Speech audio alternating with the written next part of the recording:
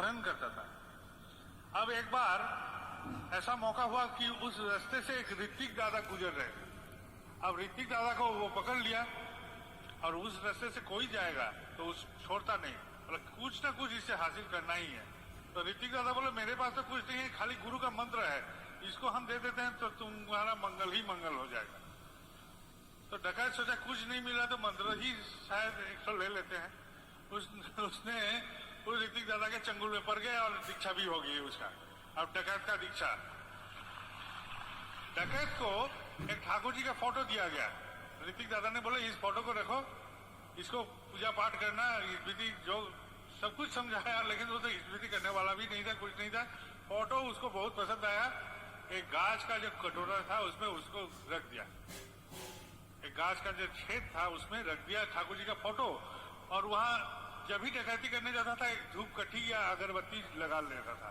वो अगरबत्ती जला के ठाकुर जी को प्रणाम करके डकैती करने निकलता था। और डकैत का ठाकुर जी बन गए वो, हमारा ठाकुर जी डकैत का ठाकुर जी बन गए। अब हुआ क्या, वो तो डकैती करता ही जाता था, उसका ऐसा भावना का कोई परिवर्तन भी नहीं हुआ। तो वहां एक फॉरेस्ट रेंजर तब दिल्ली से वहां पहुंच गए। अब पहुंच जब गए तो सुने कि इस क्षेत्र का सबसे भयंकर प्राण है वो आदमी, और उसको कान में ये भी आया कि वो दीक्षा भी लिया है। और एक गाज का एक वहां छेद है, वहां ठाकुर जी को फोटो रखता है, वहां अगरबत्ती जला के वो डकैती करने निकलता है। इतना भी उसको खबर आया।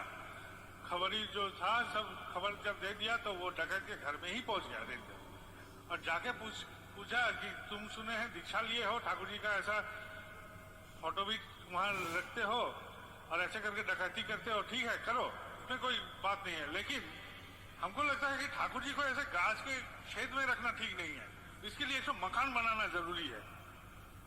बोला ठीक है हम बना देंगे, कौन सी बड़ी बात है, लेकिन कहाँ बनाए? बोले हम फॉरेस्टर हैं, हम तुमको एक तो जमीन अलॉट कर रहे हैं, ये मेरे पावर में है, थोड़ा सा जमीन तुमको दे रहे हैं, तुम उसमें ठाकुर घर बना लो और वहां ठाकुर जी को रख के पूजा पाठ करके फिर तुम अपना काम में निकलो। तो ठीक है, वो मान गया। अब रेंजर बोलता है ठीक है, लेकिन इस जो मकान बनाओगे गुरु का मकान, ये डकैती के पैसा से नहीं होगा, तुम आदमी के घर में जाना पड़ेगा, भिक्षा करना पड़ेगा, गुरु का दया की कथा बोलना पड़ेगा, भिक्षा करना पड़ेगा, उस पैसा को एकत्रित करके इस मकान को बना पाओगे। तो वो भी मान लिया। अब वो घर घर में जाता था, ठाकुर जी की दया का कथा बोलता था, और बोलते बोलते वो भिक्षा भी करता था कि देखिए मैं अपना गुरु के लिए एक तो घर बनाना चाहता हूँ, मंदिर बनाना चाहता हूँ, एक तो केंद्र बनाना चाहता हूँ, आप हमको मदद कीजिए। सब कोई कुछ ना कुछ दे देता था। वो क्रम में उस ठाकुर घर बन गया, ठाकुर घर बन गया, ठाकुर जी प्रतिष्ठित हो गए, लेकिन उस आदमी का संपूर्ण परिवर्तन हो गया। वो अब डकैती नहीं करता था, वो ठाकुर जी की दया की कथा बोलता था।